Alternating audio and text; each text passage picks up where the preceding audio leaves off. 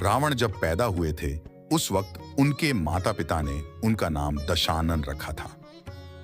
दश का मतलब 10 और आनन का अर्थ है सिर, तो दशानन का अर्थ होता है 10 सिरों वाला। इस वीडियो के माध्यम से हम आपको दशानन से रावण बनने का सफर की कथा बताएंगे।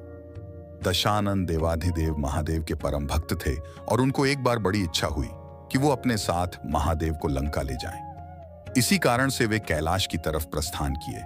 जब वे कैलाश पहुंचे तब उनकी मुलाकात महादेव के वाहन नंदी से हुई और दशानन को कैलाश की तरफ आते देख नंदी ने उन्हें रोका और कहा कि इस वक्त मेरे प्रभु महादेव ध्यान में मग्न हैं, इसलिए आप कृपया उनके ध्यान में विघ्न न डालें और आप कृपया यहां से प्रस्थान करें।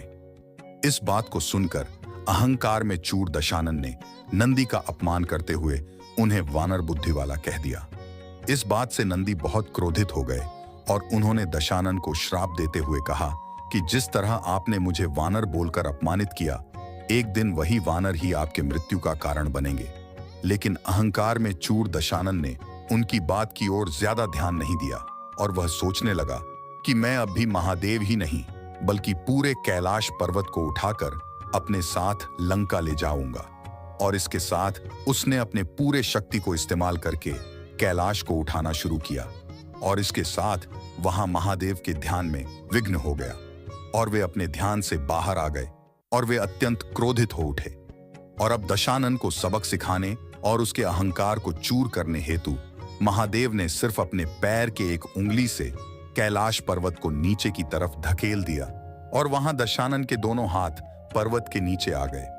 इससे उसको भयानक पीड़ा हुई और वो जोर जोर से चिल्लाने लगा, जिसकी चीख तीनों लोकों में गूंजने लगी और आगे 1000 साल तक वह उसके हाथ के साथ वहीं फंसा रहा। और इसी समय उसने महादेव को प्रसन्न करने के लिए शिव तांडव स्तोत्र की रचना की, जिससे महादेव का क्रोध शांत हुआ और उन्होंने दशानन को मुक्त किया।